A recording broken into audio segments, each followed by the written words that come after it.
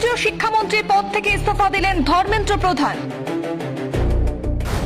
ঝুঁকতে হে দুনিয়া ঝুকানে वाला चाहिए। শিক্ষামন্ত্রী পদত্যাগের পর প্রথম প্রতিক্রিয়া সিজেপি নেতার।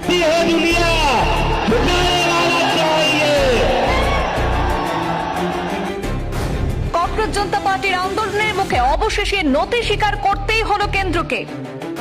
নিজের এক্স হ্যান্ডেলে পোস্ট করে পদত্যাগের কথা জানিয়েছেন শিক্ষামন্ত্রী ধর্মেন্দ্র প্রধান। কেন্দ্রের সঙ্গে তৃতীয় দফার বৈঠকের আগেই দাবি মেনে পদত্যাগ শিক্ষামন্ত্রীর। নিট প্রশ্ন ফাঁস এবং দুর্নীতির দায় নিয়ে কি ইস্তফা? তুঙ্গের রাজনৈতিক জল্পনা। আন্দোলনকারী ছাত্রদের দীর্ঘদিনের অনড় দাবির মুখে অবশেষে নতি স্বীকার করল কেন্দ্র। জাতীয় প্রবেশিকা পরীক্ষা নিট এর প্রশ্নপত্র ফাঁস এবং শিক্ষাক্ষেত্রে দুর্নীতির অভিযোগে দেশ জুড়ে চলা উত্তাল আন্দোলনের জেরে কেন্দ্রীয় শিক্ষামন্ত্রীর পদ থেকে ইস্তফা দিলেন ধর্মেন্দ্র প্রধান। নিটের প্রশ্ন ফাঁস এবং শিক্ষাক্ষেত্রে অনিয়মের অভিযোগ প্রথম থেকেই তার পদত্যাগের দাবি জানিয়েছিল সিজেপি। দিল্লিতে টানা অবস্থান বিক্ষোভ চলছে। আন্দোলনকারীরা জানিয়েছিলেন যে মন্ত্রীর ইস্তফা ছাড়া কোনো শর্তেই তারা আন্দোলন প্রত্যাহার করবেন না। এই বিষয়ে কোনো বোঝাপড়া করা যাবে না। দুর্নীতির দায় মন্ত্রীকে নিতেই হবে।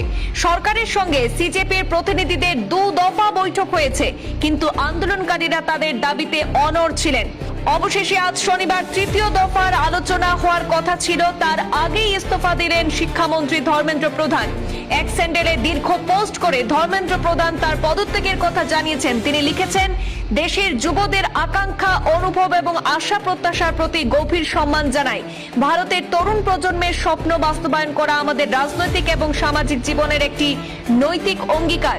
দূরদর্শী নেতৃত্বে দেশের সেবা করার সুযোগ করে দেওয়ার জন্য মাননীয় প্রধানমন্ত্রীকে আন্তরিক কৃতজ্ঞতা জানাই। ঠিক এমনটাই লিখেছেন এবং সেই পোস্টে লম্বা ছিল, দীর্ঘ বক্তব্য তিনি তুলে ধরেছেন তার পদত্যাগের কথা নিয়ে। গণতন্ত্রের আসল শক্তি লুকিয়ে থাকে জনগণের ঐক্যবদ্ধ আওয়াজে। আজকের এই ঘটনা আরো একবার তা প্রমাণ করলো। নিট কাণ্ডে সিজেপির অদম্য ছাত্র আন্দোলন এবং ঝুঁকতে হে দুনিয়া ঝুকানে वाला चाहिए এই হুঙ্কার কেবল একজন শিক্ষামন্ত্রীর ইস্তফাতেই সীমাবদ্ধ নয়, ভবিষ্যৎ সুরক্ষার লড়াইয়ে এক ঐতিহাসিক মাইলফলক। তবে মন্ত্রীর পদত্যাগই শেষ কথা নয়। এখন দেখার বিষয় নতুন নেতৃত্বের অধীনে শিক্ষা ব্যবস্থা কতটা দুর্নীতিমুক্ত হয় এবং আন্দোলনকারী ছাত্রদের বাকি দাবিগুলো কত দ্রুত বাস্তবায়িত হয় সেদিকেই তাকিয়ে। Bureau report.